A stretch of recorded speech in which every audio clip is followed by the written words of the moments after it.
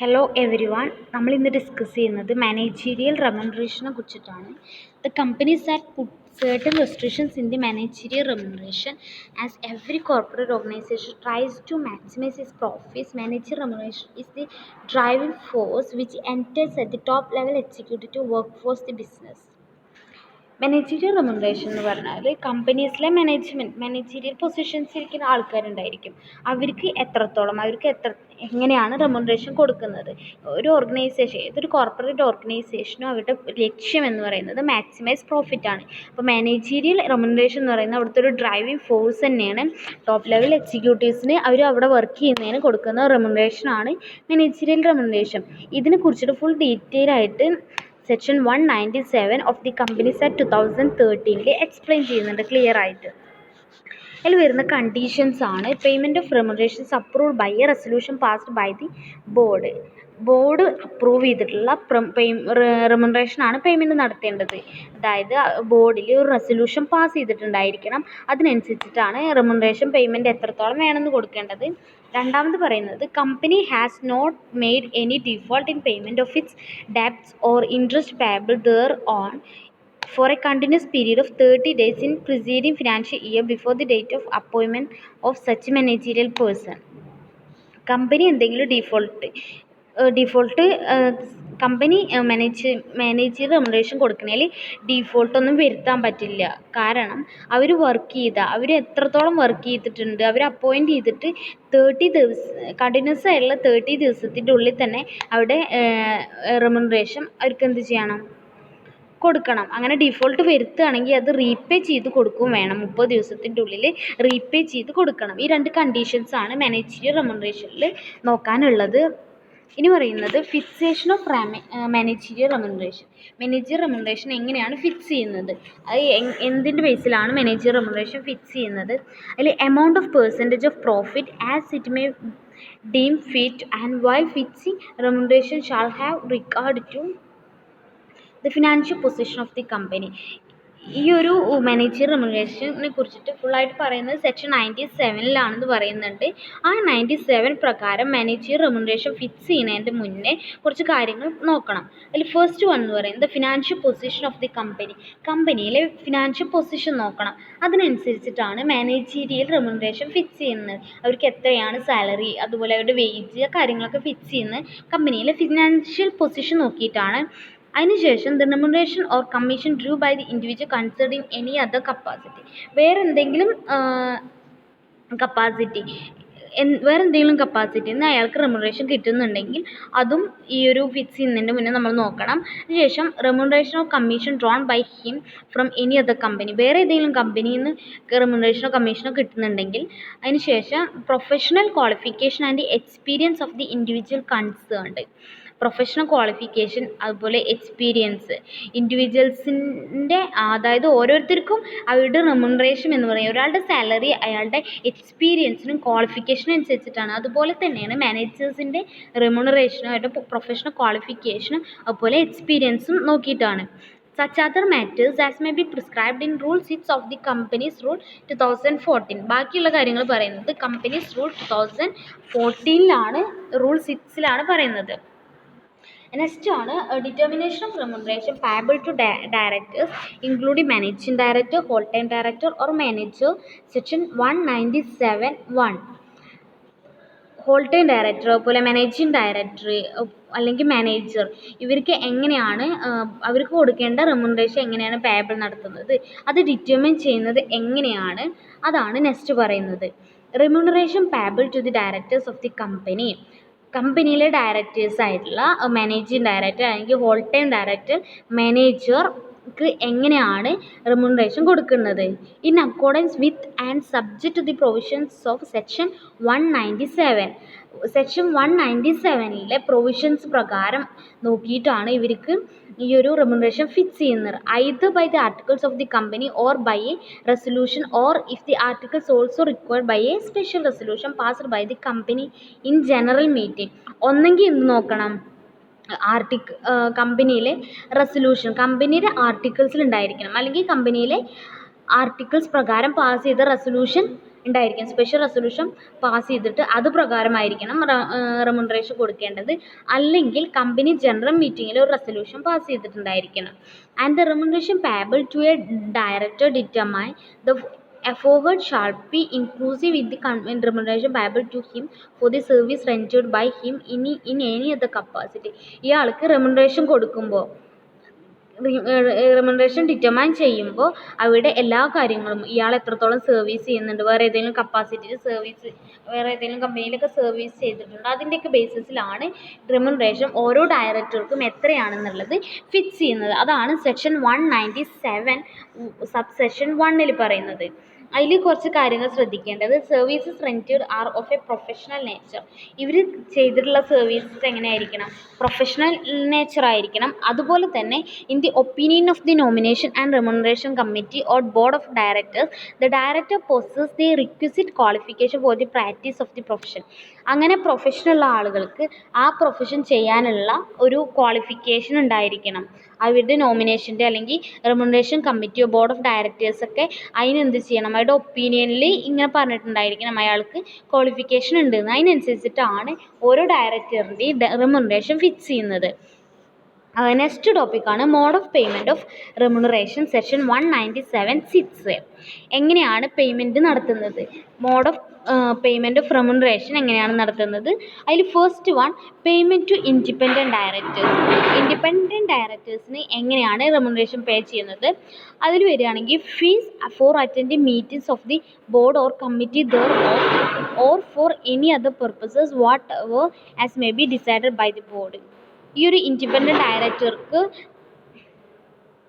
അതായത് independent ഡയറക്ടേഴ്സിന് fees, അവർക്കുള്ള ഫീ ഉണ്ടായിരിക്കണം. ഓരോ മീറ്റിംഗ്സ് അറ്റൻഡ് ചെയ്യുമ്പോൾ, ബോർഡ് മീറ്റിംഗ്സ് അല്ലെങ്കിൽ കമ്മിറ്റീസൊക്കെ അറ്റൻഡ് ചെയ്യുമ്പോൾ അവർ ബോർഡ് ഡിസൈഡ് ചെയ്തിട്ടുള്ള ഫീസ് എത്രയാണെന്ന് ഈ ഇതിൽ പറയണം. അതുപോലെ reimbursement of expenses for participation in the board and other meeting.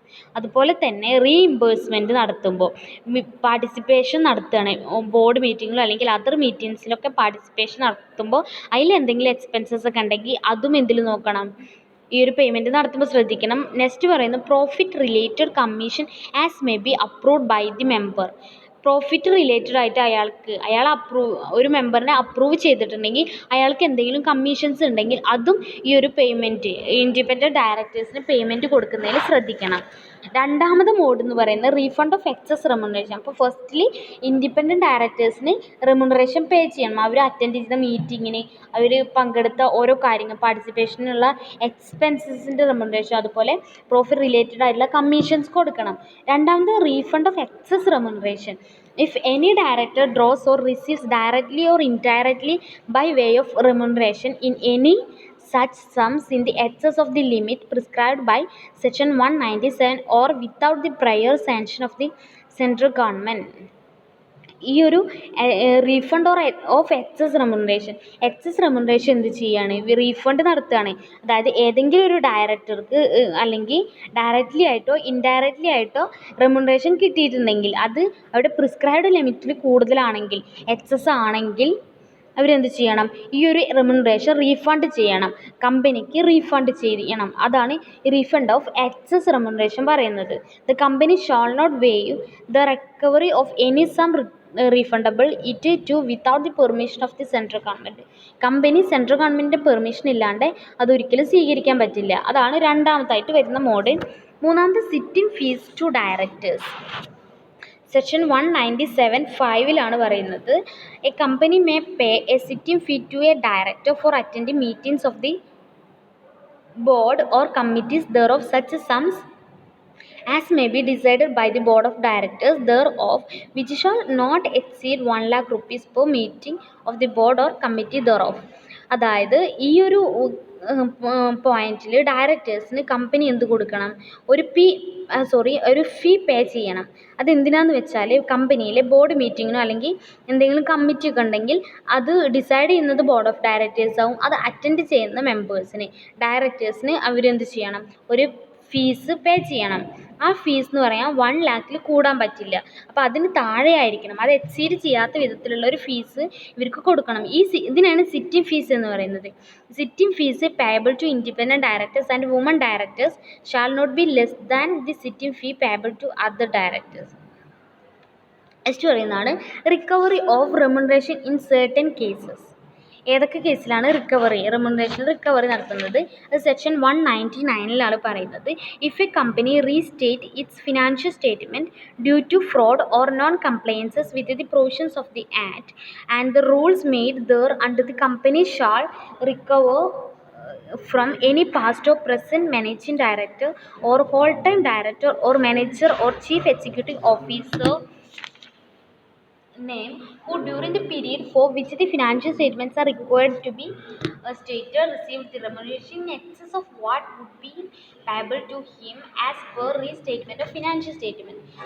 ഇവിടെ എന്ത് പറയുകയാണ്, കമ്പനി റീസ്റ്റേറ്റ് ചെയ്യാണ്, ഫിനാൻഷ്യൽ സ്റ്റേറ്റ്മെൻറ്റ് റീസ്റ്റേറ്റ് ചെയ്യാണ് ഡ്യൂ ടു എന്തെങ്കിലും ഫ്രോഡോ കംപ്ലയിൻസോ അല്ലെങ്കിൽ കമ്പനിയുടെ പ്രൊവിഷൻസിലൊക്കെ എന്തെങ്കിലും പറ്റിയിട്ട് അത് റിക്കവർ ചെയ്യുകയാണെങ്കിൽ കമ്പനി എന്ത് ചെയ്യുക, past or present managing director അങ്ങനെയുള്ള കേസിൽ അവരെന്ത് ചെയ്യും, പാസ്റ്റ് അല്ലെങ്കിൽ പ്രസൻറ്റ് മാനേജിങ് ഡയറക്ടറെ അല്ലെങ്കിൽ ചീഫ് എക്സിക്യൂട്ടീവിനെയോ മാനേജറെയോ റിക്കവർ ചെയ്യും. അതാണ് അതിൽ പറയുന്നത്. ആ പീരീഡിൽ ടൈമിൽ ആ ഫിനാൻഷ്യൽ സ്റ്റേറ്റ്മെൻറ്റ്സിനൊക്കെ എത്രത്തോളം ഉണ്ട്, അവർക്ക് എത്രത്തോളം റെമ്യൂണറേഷൻ കൊടുത്തിട്ടുണ്ട്, അവർ എത്രത്തോളം എക്സസ് ഉണ്ട്, അതിനൊക്കെ അനുസരിച്ച് അത് റിക്കവർ ചെയ്യും. അതാണ് recovery of remuneration certain cases. അത് ചെയ്യേണ്ടത് എങ്ങനെയാണെന്ന് വെച്ചാൽ അവരെന്തെങ്കിലും ഫ്രോഡോ കാര്യങ്ങളൊക്കെ നടത്തിയിട്ടുണ്ടെങ്കിലാണ് ഈ റിക്കവറി നടത്തുക. നെക്സ്റ്റ് പറയുന്നതാണ് remuneration payable to a managerial person in 2 companies.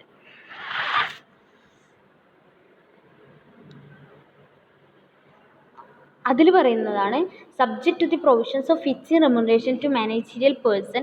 A managerial person shall draw remuneration from one or both companies. ഒരു മാനേജീരിയൽ പേഴ്സണ് ഒന്നോ അതിലധികവും കമ്പനീസിൽ നിന്ന് റെമ്യൂണറേഷൻ കിട്ടുന്നുണ്ടെങ്കിൽ provided that the total remuneration drawn from the companies does not exceed the higher maximum limit. ആ 2 കമ്പനിയിൽ നിന്നും കിട്ടുന്ന ആ റെമ്യൂണറേഷൻ ഹയർ മാക്സിമം ലിമിറ്റിൽ കൂടാൻ പറ്റില്ല. അപ്പോൾ അങ്ങനെ കൂടുകയാണെങ്കിൽ ഏതെങ്കിലും ഒരു കമ്പനിയുടെ റെമ്യൂണറേഷൻ അവർക്ക് വാങ്ങാൻ പറ്റുള്ളൂ. Next remuneration for loss of office of managing or whole time director or manager. Section 202 ഇതിൽ സെക്ഷനിൽ പറയുന്നത് provides the provision for compensation for the loss of office or managing or whole time director or manager as per section. ഈ section പ്രകാരം കുറച്ച് provisions ഉണ്ട്. അതിൽ first provision എന്ന് പറയുകയാണെങ്കിൽ അതായത് കോമ്പൻസേഷൻ നടത്തണം. Compensation for loss of office of managing director അല്ലെങ്കിൽ മാനേജറെ ഹോൾ ടൈം ഡയറക്ടറൊക്കെ ഓഫീസിന് നഷ്ടം സംഭവിക്കുകയാണെങ്കിൽ അപ്പോൾ അതിൻ്റെ കോമ്പൻസേഷൻ എങ്ങനെയാണ്? അപ്പോൾ ഒരു company make payment to managing or whole time director or manager but not to any other director by way of compensation for loss of office or as consideration for retirement from office in connection with such loss or retirement.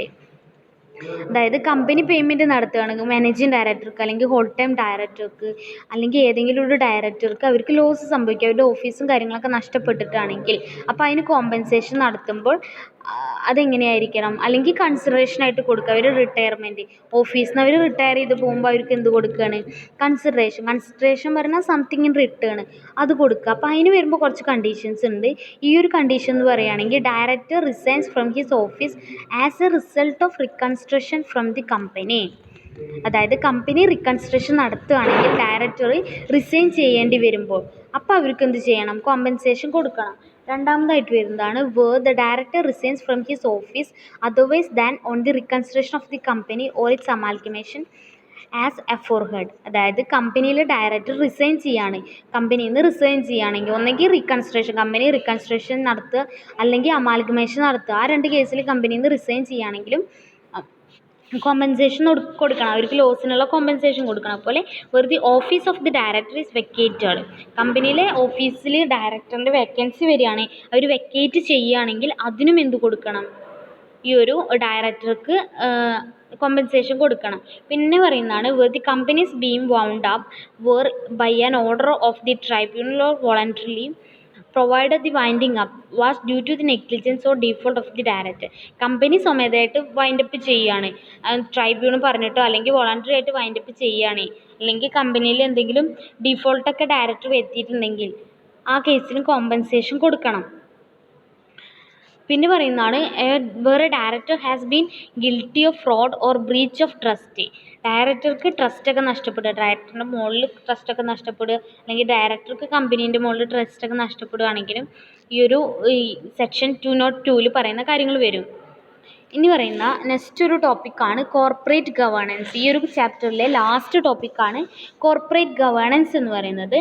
Corporate governance refers to the set of systems, principles and processes by which a company is governed.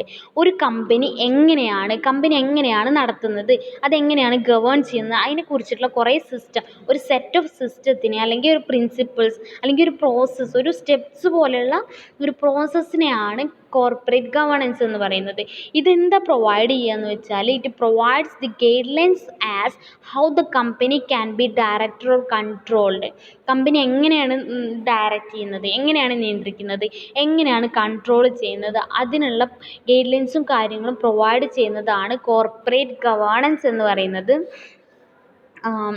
Corporate governance is a system of rules, practices and processes by which a firm is directed and controlled. നേരത്തെ പറഞ്ഞത് തന്നെയാണ്. Corporate governance is essentially involves balancing the interest of a company's many stake holders such as share holders, senior management executive, customers, suppliers, financials, the government and the community. അതായത് corporate ഗവേണൻസിൽ എന്ത് ചെയ്യുന്നു, involves എന്ന് പറയുന്നത് ഈ കമ്പനിയിലെ എല്ലാ സ്റ്റേക്ക് ഹോൾഡേഴ്സിനും, ഒരുപാട് സ്റ്റേക്ക് ഹോൾഡേഴ്സ് ഉണ്ട്, കമ്പനിയായിട്ട് റിലേറ്റ് ചെയ്തിട്ടുള്ള ഒരുപാട് ആളുകളുണ്ട്. അവരുടെ ഇൻട്രസ്റ്റ് പ്രൊട്ടക്റ്റ് ചെയ്യുക, ബാലൻസ് ചെയ്ത് കൊണ്ടുപോവുക.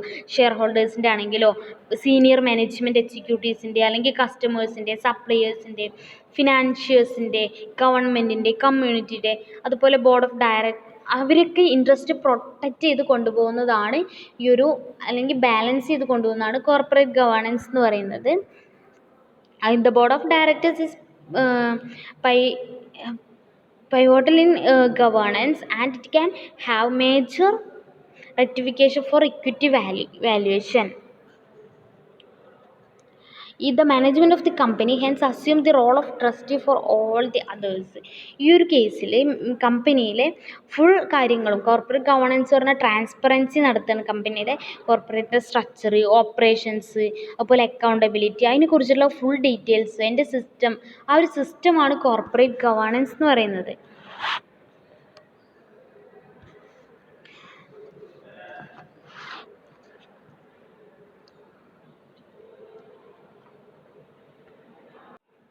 വേറൊരു വേർഡിൽ പറയുകയാണെങ്കിൽ കോർപ്പറേറ്റ് ഗവേണൻസ് എന്ന് പറയുന്നത് is about promoting corporate fairness, transparency and accountability. കോർപ്പറേറ്റിൻ്റെ ട്രാൻസ്പെറൻസി, ഫെയർനെസ്, അക്കൗണ്ടബിലിറ്റി അതിനൊക്കെ പ്രൊമോട്ട് ചെയ്യുന്ന ഒരു വേർഡാണ് corporate governance. Good corporate governance is simply good business. നല്ലൊരു കോർപ്പറേറ്റ് ഗവേണൻസ് ഉണ്ടെങ്കിൽ നല്ല ബിസിനസ് ആയിരിക്കും. അപ്പോൾ കോർപ്പറേറ്റ് ഗവേണൻസ് എന്ന് പറഞ്ഞാൽ vital to integrity and efficiency of financial market. Financial മാർക്കറ്റിൻ്റെ ഏറ്റവും ഇമ്പോർട്ടൻ്റ് ആയിട്ടുള്ളൊരു കാര്യം തന്നെയാണ് ഈ കോർപ്പറേറ്റ് ഗവേണൻസ് എന്ന് പറയുന്നത്. നെക്സ്റ്റ് പറയുന്നതാണ്